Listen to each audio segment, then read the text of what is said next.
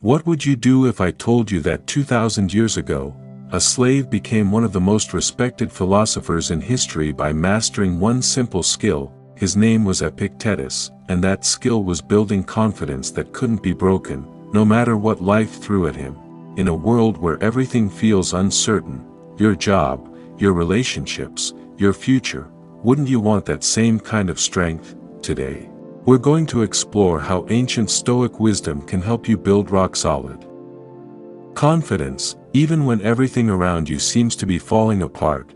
This isn't just philosophy, it's a practical toolkit that's helped everyone from Roman emperors to modern-day CEOs navigate the toughest challenges life has to offer. By the end of this video, you'll have 5 concrete strategies you can start using today to develop the kind of confidence that actually grows stronger during difficult times. So grab a notebook, because we're about to dive deep into the Stoic mindset that could change how you face uncertainty forever. Let me start with a story that perfectly captures what we're talking about. Marcus Aurelius, one of the most powerful men in the world, was facing a plague that killed millions, wars on multiple fronts, and betrayal from his most trusted general. Yet in his personal journal, which we now call Meditations, he wrote with calm certainty about how to handle these challenges. He wasn't pretending everything was fine, he was practicing a specific way of thinking that made him genuinely confident in his ability to handle whatever came next. This is what real confidence looks like. It's not about feeling sure that good things will happen, it's about feeling sure that you can handle whatever does happen. And here's the thing, this type of confidence can be learned. Let's break down exactly how to build it. Master the circle of control. The foundation of Stoic confidence comes from a simple but revolutionary idea. There are things you can control, and things you can't control. Most people waste their energy worrying about things they can't control, which makes them feel powerless and anxious. Stoics do the opposite. They focus all their energy on what they can actually influence. Here's how this works in practice. Let's say you're worried about losing your job because of economic uncertainty. The Stoic approach would be to clearly separate what you can and can't control in this situation. You can't control the economy, company decisions, or market forces. But you can control how hard you work, what skills you develop, how you network, and how you prepare for different scenarios. When you shift all your focus to these controllable factors, something amazing happens. You stop feeling like a victim of circumstances and start feeling like someone who's actively shaping their future. This creates genuine confidence because it's based on your actual ability to influence outcomes. Try this exercise right now. Think of something that's making you anxious lately. Write it down at the top of a piece of paper. Now draw 2 columns below it. Label one, can control, and the other, can't control. Be brutally honest about what goes in each column. Then ask yourself, where have you been spending most of your mental energy? If you're like most people, you've been focused on the can't control column. Starting today, every time you catch your mind wandering to that column, consciously redirect it to the things you can actually do something about. This single shift will start building your confidence immediately. Reframe obstacles as training. Here's where Stoic thinking gets really powerful. Instead of seeing difficulties as proof that life is against you, Stoics see them as training for becoming stronger. Marcus Aurelius had a phrase for this: the impediment to action advances action. What stands in the way becomes the way. This isn't just positive thinking, it's a completely different way of relating to problems. Let me give you a modern example. Sarah was a marketing manager who got laid off during a company restructuring. Her first reaction was panic and self-doubt. But then she applied Stoic principles. Instead of asking, "Why is this happening to me?" she asked, "What can this teach me? And how can I use it to become stronger?" She realized this was an opportunity to develop skills she'd been putting off, to network in ways she hadn't before, and to really think about what kind of work would make her happiest. 6 months later, she landed a better job at a company she loved, with skills she never would have developed if the layoff hadn't happened. The key insight here is that your confidence doesn't have to depend on things going smoothly. In fact, when you start seeing obstacles as training, your confidence actually increases when you face difficulties, because each challenge is proof that you're getting stronger.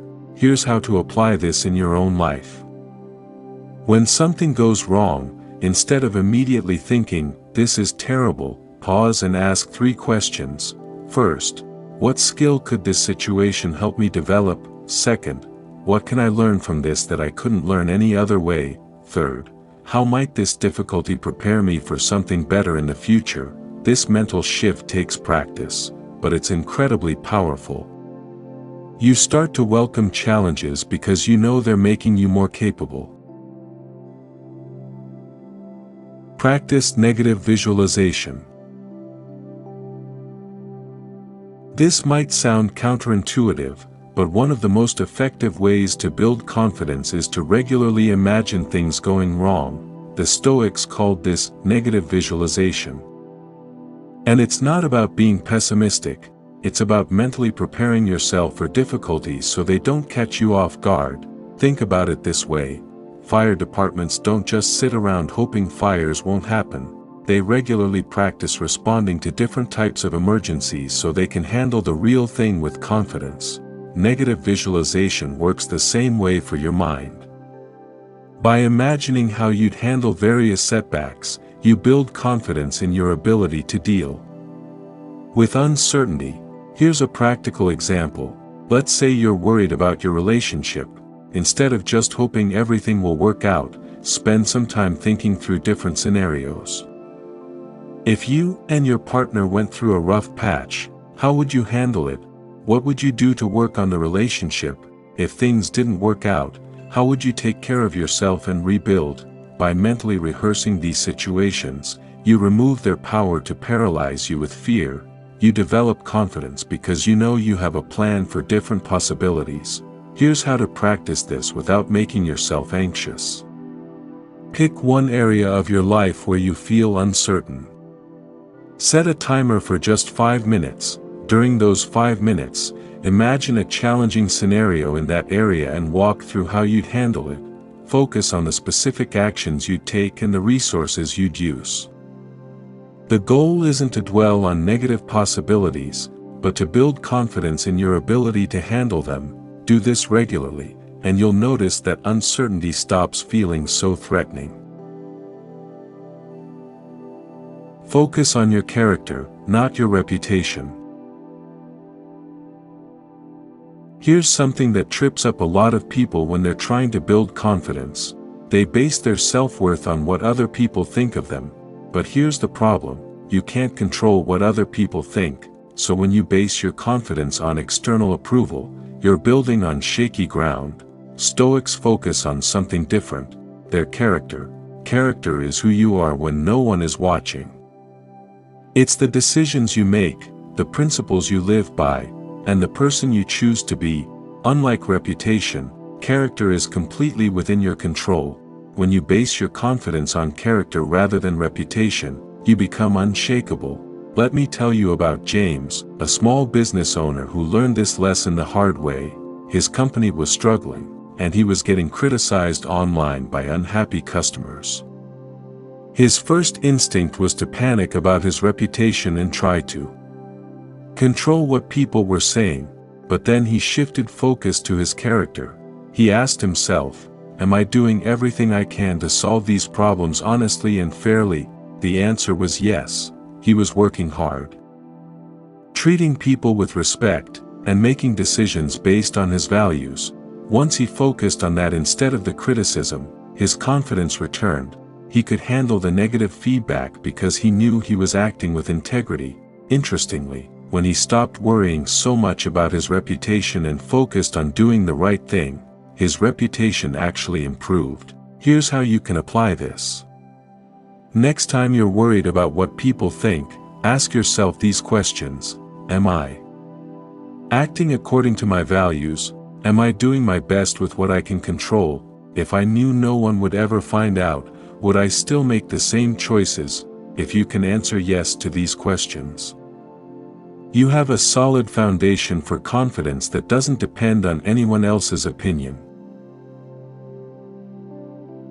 Develop your inner scorecard. This builds on the previous point but takes it deeper. Most people keep score of their lives based on external metrics, money, status, what others think, but Stoics keep score differently. They measure their lives based on whether they're living according to their principles and growing as people.